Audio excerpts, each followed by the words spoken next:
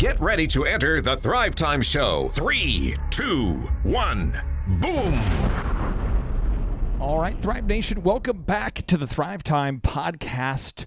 My name is Clay Clark, and today during the podcast, we're breaking down the daily morning habits and routines of a top-level performer, none other than NBA Hall of Famer, basketball player, and successful entrepreneur, my dear friend and partner, David Robinson. And for David Robinson, he's spent 14 years in the NBA as a Hall of Fame basketball player. He won 2 National Basketball Association championships, 2 NBA championships he won, 2 gold medals in the Olympics, and he was an NBA MVP. He had success in the game of basketball in every possible way you could fathom.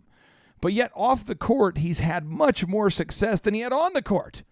And I think a lot of it comes down to the kind of person David Robinson is and how rigorous he is about being disciplined, about designing each day, making every day count. And so during this interview, I had an opportunity to ask David Robinson, how do you, David, how do you design each day? What does your morning routine look like? When do you get up? What do you do when you get up? How do you design your day and ultimately ordain your destiny? So now, without any further ado, my interview with David Robinson. Now, Jack Welch, the CEO, a former CEO of GE, he says control your own destiny or somebody else will. So the idea of taking control of our day is sort of it's an idea it's new to a lot of people. I know it was new to me. Yeah. What do you do during the first hour of your day to kind of take control of your day? And what do you do every day that's sort of like your routine when you wake up? Prayer for me. I mean, that gets my mind in the right place. It gives me a right perspective. You know, going into your day, there's always 1,000 things that are drawing your attention. Everyone wants you to call them. All kinds of things need to happen. There's pressures. There's things not going right. There's things, that are pending. There's always 1,000 things. And so for me, prayer kind of gives me a sense of I don't want to say the lack of importance of those things, but the proper perspective of those things. And that failure isn't really failure. And it's all in God's hands. So as I pray, it helps me to put those things in the right order. And if I don't fail if I don't succeed in a particular area, then I understand, hey, maybe this is an opportunity for me to learn and to grow. Now, I'm only asking you this because I know that you've preached a few sermons, and I know that you're a man of God, and this is something. When you say you pray, how much time do you devote to prayer?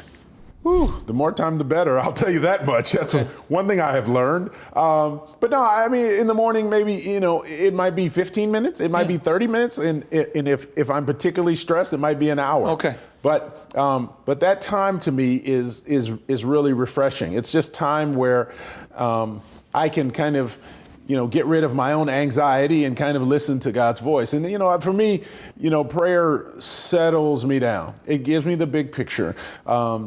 That everything that's happening here, just take it one step at a time. All things work together for good for those who love God.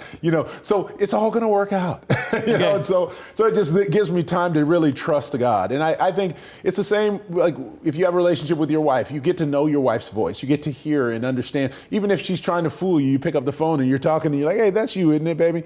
It's the same way with God. I think the more time you spend reading your Bible and praying, you start to hear his voice and you kind of know. When it's God speaking to you, and it's like, okay, don't worry, I'll take care of it. Okay, Lord, thank you. We're moving on. So it's kind of a relationship thing you get to feel. Do you use a to-do list and a day timer of some kind? Oh, absolutely. Yeah. I mean, well, everybody's got a cell phone now, but I have different to-do lists on my cell phone that I use every day. I'm terrible if I don't write things down. Is there a certain app that you like to use, Dave?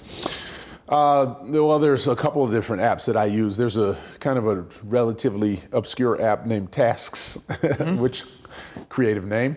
But I've been using it on my new little phone that I got. But the other one was a Reminders that I used to use on my other phone. So there's a zillion apps. I mean, it's you got to find something that helps you, but write things down. I mean, always.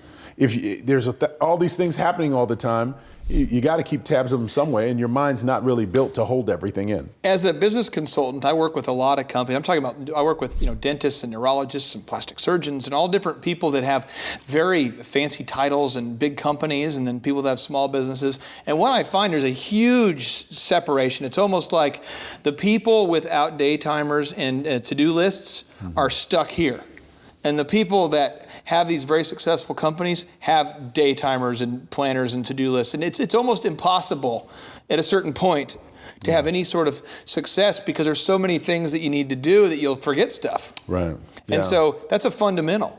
And our minds are not built to, categorize and prioritize all of our things that need to get done that day, that week, that month, our goals for the week, the month. So it's, unless you're brilliant and you can memorize everything, it's better to just write it down, and you can always refer back to it. It keeps you on point, on target.